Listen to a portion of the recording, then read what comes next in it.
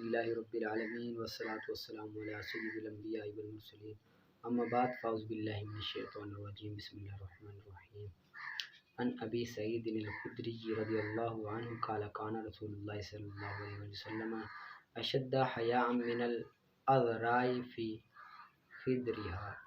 حضرت ابو سعید خدری رضی اللہ عنہ بیان کرتے ہیں کہ نبی کریم صلی اللہ علیہ وسلم پردے میں رہنے والی کواری لڑکیوں سے زیادہ حیا والے تھے۔ فی ہدرہا، پردے میں رہنے والی حضرائی کواری لڑکیوں سے زیادہ حیا کرنے والے تھے۔ فَإِذَا رَأَى شَيْئًا يَكْرَهُ، جب آپ کوئی ایسی چیز دیکھتے یکرہو جو آپ کو ناپسند ہوتی، عرفناہ فی وجہہا، تو ہمیں آپ کے چہرے سے اندازہ ہو جاتا۔ یہ متفقن حدیث ہے، یعنی کہ بخاری اور مسلم۔ متفقن علیہ اس کو کہتے ہیں جو بخاری اور مسلم شریف میں ہو، ٹھیک ہے۔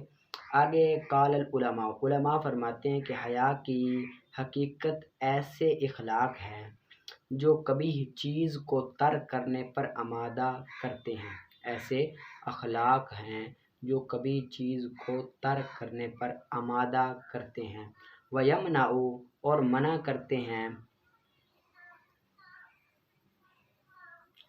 منع کرتے ہیں حقدار کے حق میں کسی کوتاہی کو، حقدار کے حق میں کوتاہی کرنے کو منع کرتے ہیں، تقصیر کمی کرنے کو منع کرتے ہیں۔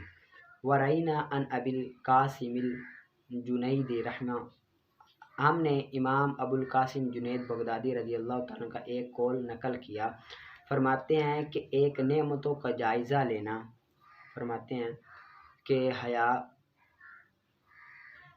ایک نعمتوں کو جائزہ لینا اور ایک کوتاہیوں کا جائزہ لینا ہے، ایک نعمتوں کا جائزہ لینا ہے اور ایک کوتاہیوں کا جائزہ لینا ہے۔ ان دونوں کے درمیان جو کیفیت پیدا ہوتی ہے اسے حیا کہتے ہیں۔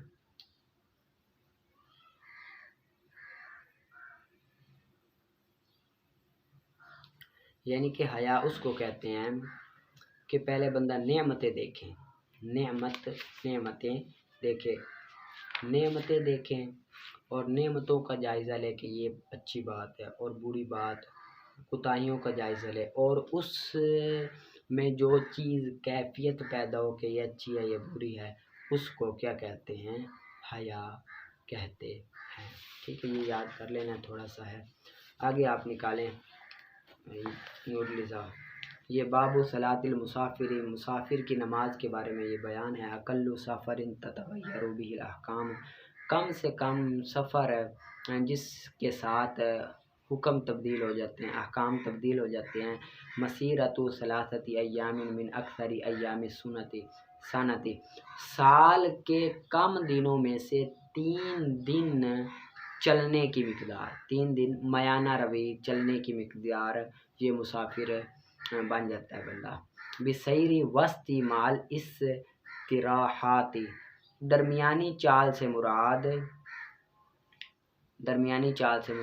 وسط کہتے ہیں درمیانی چال، مال استراحاتی درمیانی چال سے مراد وسط سیر الابل، وہ اونٹ کی درمیانی چال ہے، اور قدموں کے ساتھ چلنا، فی البر، خشکی میں، میدان میں قدموں کے ساتھ چلنا، وفی الجبل، اور پہاڑوں میں بھی اسی مناسبت کے ساتھ ہے، پہاڑوں میں بھی اسی طرح چلنا، وفی البحر، اور خشکی میں بھی اعتدال ہو ہوا کا، اعتدال معتدل ہونا شرط ہے، ہوا کا معتدل ہونا شرط ہے، اعتدال ہونا معتدل ہونا شرط ہے۔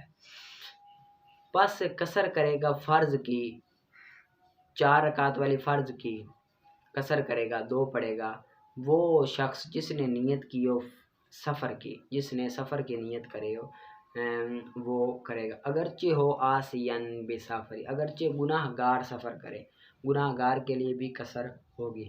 اذا جاوزہ، جب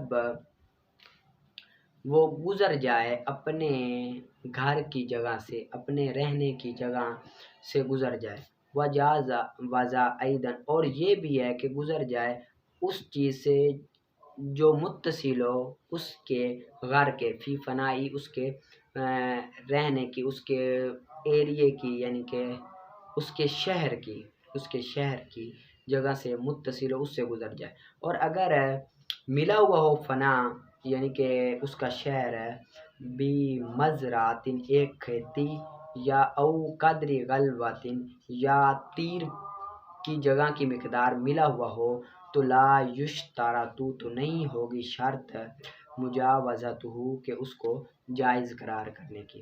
والفنا، اور فنا یعنی کہ فنا کی تعریف کر رہے ہیں۔ فنا کسے کہتے ہیں؟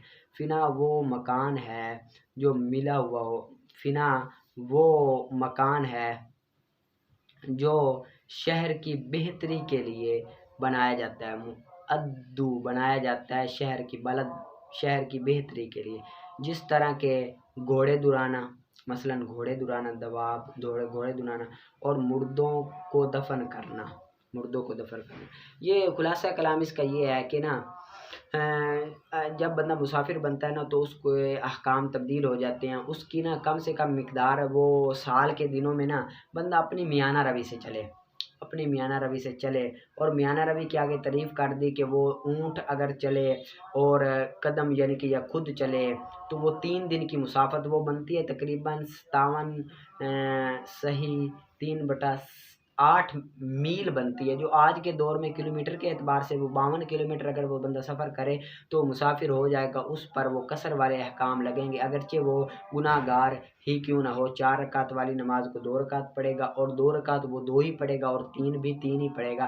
اور فرض کے صرف شرط ہے، فرض میں وہ قصر کرے گا 4 رکعتوں والی میں، اور سنتیں اور واجب اور نفل وہ پورے پڑے گا۔ ہاں اگر گاڑی نکل رہی ہے، یعنی کہ سفر پر جانا ہے، اگر پتہ ہے کہ اگر میں نے نفل اور سنتیں پڑھی تو گاڑی میری نکل جائے گی، تو پھر وہ نفل اور سنتیں چھوڑ سکتا ہے، لیکن فرض نہیں چھوڑ سکتا، کسی بھی صورت فرض پڑھنے پڑیں گے اس کو، اور قصر کرنی پڑے گی، اور یہ قصر کرنا بھی واجب ہے، ضروری ہے۔ اگر وہ نہیں قصر کرتا تو پھر اس کے آگے احکامات بیان کریں گے۔ اور یہ سفر کی جو اس کی حد ہے نا، کہاں سے شروع ہوگی؟ تو یہ شروع ہوگی جب وہ اپنے شہر سے نکل جائے، یعنی کہ شہر سے عمومی آخر میں نا وہ لاری اڈے ہوتے ہیں، یا بس سٹینڈ ہوتے ہیں، یا قبرستان ہوتے ہیں، آج کے دور میں قبرستان ہوتے ہیں، یعنی کہ شہر کی انتہا میں، اس سے نکلنے کے بعد وہ مسافر شمار ہوگا، یعنی کہ جب نکل جائے تو وہ قصر نماز پڑھنی سٹارٹ ہوگی۔ اور وہاں جس جگہ وہ پہنچ گیا ہے، اگر وہ وہاں پر اس کی اگر 15 دن رہنا ہے یا 15 دن سے زیادہ رہنا ہے تو پھر تو وہ مقیم ہے، پوری نماز پڑھ۔ اگر 15 دن سے کم رہنا ہے اس جگہ پر تو پھر وہ کیا کرے گا؟ قصر پڑے گا، لیکن اس راستے میں تو وہ ہمیشہ قصر ہی کرے گا، وہ پوری نہیں پڑھ سکتا، ٹھیک ہے؟ راستے میں تو قصر ہی کرے گا، اس کو یاد کر لیں۔ آگے نکالیں فیضان تجوید کا۔ فیضان تجوید کی یہ پہلے شکلیں آپ نے نکال کر آئے ہوں گے، یہ آپ نے لکھنی بھی ہیں ساتھ ساتھ۔ پہلے جو شکلیں ہیں بھائی یہ ٹھیک ہے، یہ درست نہیں ہے، یہ کس طرح درست ہے، تو یہ شرط پائی جا رہی ہے اسی وجہ سے یہ ٹھیک ہے، یہ شرط نہیں پائی جا رہی اسی وجہ سے یہ درست نہیں ہے۔ آگے شکل ثانی، اس کے نتیجہ دینے کی 2 شرطیں، ایک ایجاب و سلب کے اعتبار سے دونوں مقدمات کا مختلف ہونا، یعنی کہ اگر ایک مقدمہ موجبہ ہو تو دوسرا سالبہ ہو، ٹھیک ہے؟ اور دوسری شرط کبرا کلیہ ہوگا، ہمیشہ کبرا کلیہ، اس کے بھی 4 بنتے ہیں، 16 سے ضرب ہوتا ہے لیکن بنتے 4 ہیں۔ دیکھیں موجبہ کلیہ ہے، کبرا موجبہ کلیہ ہے، لیکن انہوں نے کہا تھا موجبہ کبرا کیا ہوگا؟ اگر صغرا کلیہ ہے تو دوسرا سالبہ ضرور ہوگا، یہاں پر سالبہ نہیں ہے بلکہ موجبہ ہے، تو اسی وجہ سے یہ نہیں بنا۔ اگر تیسرا بنا ہوا کیونکہ سالبہ ہے، پہلا موجبہ کلیہ ہے دوسرا سالبہ کلیہ، اسی وجہ سے بن گیا۔ آگے ہی نہیں بنے ہوئے، آگے 7واں بنا ہوا کیونکہ پہلا موجبہ جزیہ ہے تو دوسرا سالبہ کلیہ ہے، پہلا موجبہ ہے تو دوسرا سالبہ، اسی لیے بن رہا ہے۔ اسی طرح باقی بھی سارے آپ نے دیکھ لینے، اچھی طرح سے نکال کر ان کو آنا ہے۔ آگے شکل جو ثالث کے نتیجے دینے کی شرائط وہ بھی 2 ہیں کہ صغرا کا موجبہ ہو، صغرا ہمیشہ موجبہ ہوگا، اور دونوں مقدمات میں سے ایک کا کلیہ ہونا، دونوں میں سے ایک کلیہ ضرور ہو۔ اس کے 6 نتیجہ آتا ہے، باقی 10 کا نہیں آتا، یہ آگے دیکھ لیں آپ، یہ سمجھانے کی ضرورت نہیں ہے، سمجھ آ گئی ہوگی آپ کو، یہ بس شرائط دیکھتے جائیں اور نکالتے جائیں، یہ بھی آپ نے لکھ کر بھی آنا ہے اور اس کو اچھی طرح سے देख कर भी आना। आगे शक्ल राबी के नतीजा देने की शराइत, शक्ल राबी के नतीजा देने की शराइत तफसीलन तो मौतूलात में मज़कूर है, यानी कि बड़ी किताबों में मज़कूर है, यहाँ सिर्फ मुख्तसर जिक्र की जाती हैं। पहली तो दोनों मुकदमे मूजमा हो, दूसरी सुगरा कुलिया हो, सुगरा कुलिया हो या दोनों मुकदमात इजाब व सल में मुख्तलिफ हो। दूसरी शर्त दोनों मुकदमात में से एक कुलिया हो। मज़कूरा शराइत के मुताबिक 4 में 8 बनते हैं, शक्ल राबी में 8 बनते हैं, बाकी 8 नहीं बनते। तो ये आपने ये सारे लिख भी लेने और अच्छी तरह से याद करके भी आने। ये आगे इमाम गज़ाली का नीचे नोट लिखा हुआ है, ये भी आप पढ़ लिया करें अच्छी तरह से, इनको लिख कर भी आना है और अच्छी तरह से हर एक का आपको पता होना चाहिए कि ये बन रहा है तो क्यों बन रहा है, ये नहीं बन रहा तो क्यों नहीं बन रहा, क्यों कौन सी शर्त नहीं पाई जा रही इसी वजह से ये नहीं बन रहा, ये बन रहा है तो कौन सी शर्त पाई जा रही है इसी वजह से ये बन रहा है। इसको अच्छी तरह से देख कर याद कर के आना है। आगे निकालें आप हिदायतुन नहव का। आगे अस्सामिनु अन यकून रफ़ु बितक़दीरि दम्मति वल जर्रु बितक़दीरिल कसरति वन नस्बु बिल फ़तहति लफ्ज़न। 8वीं किस्म ये है कि रफ़ा दमा तकदीरी के साथ हो, जर कसरा तकदीरी के साथ हो और नसब फ़तह लफ्ज़ी के साथ हो, और नसब फ़तह लफ्ज़ी के साथ हो, और नाम रखा जाता है मनकूस के साथ। आगे वह हुआ माफ़ी आखिरी से मनसूब मनकूस की तारीफ़ कर गया कि वो जिसके आखिर में या माक़बल मकसूर हो, जैसे कादी के आखिर में या है, माक़बल मकसूर है। तू कहेगा या अनिल कादी वरईतुल कादिया, क्योंकि नसब फ़तह लफ्ज़ी के साथ, कादिया वरईतुल कादिया व मररतु बिल कादी।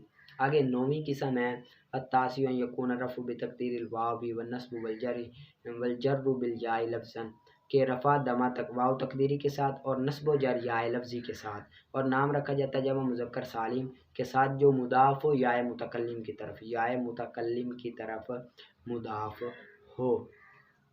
ठीक है। अब तू कहेगा जानी मुस्लिमिया। ठीक है। अब मुस्लिमिया की असल बता रहे हैं, इसकी असल मुस्लिमूया था। मेरी तरफ देखें, मैं आपको समझाता हूँ ये मुस्लिमिया असल में क्या था। मुस्लिमिया असल में मुस्लिमूनाया था। क्या था? मुस्लिमूनाया, मुस्लिमूनायात। मुस्लिमूना जमा का सीगा, आगे याए मुतकल्लिम की तरफ मुदाफ है, मुस्लिमूनाया था। अब मुदाफ है मुस्लिमूनाया था। अब आपने पीछे पढ़ा है कि जब तस्निया का नून और जमा का नून इजाफत के वक्त गिर जाता है तो नून को गिराया तो मुस्लिमूया हो गया। क्या हो गया? मुस्लिमूया। अब आपने एक कायदा पढ़ा है जो सय्यद वाला कायदा है कि सय्यद असल में सही विदुल था, वो वैसे ही ये कहता है कि वाव और या जमा हो गई, उनमें से एक साकिन है तो साकिन को या किया, पहले को या किया, मुस्लिमूया था, वाव को या किया तो मुस्लिमूया हो गया। अब 2 या इकट्ठी आ गई, दोनों का हम जिस रूप इकट्ठे है दोनों का इदगाम किया तो मुस्लिमूया हो गया। अब या क्या चाहता है? अपना माकबल कसरा चाहता है तो कसरा दे दिया तो क्या बन गया? मुस्लिमिया बन गया। यही तर्जुमा है इस लगा। तो कहेगा जानी मुस्लिमिया, इसकी असल मुस्लिमूया था, जमा हो गई वाव और या और पहली उनमें से साकिन है, बस तब्दील कर दिया वाव को या से और इदगाम कर दिया या का या में इदगाम कर दिया और बदल दिया दमा को कसरा के साथ या की मुनासबत की वजह से, या अपना माकबल कसरा चाहता है या की मुनासबत की वजह से, तो हो गया मुस्लिमिया।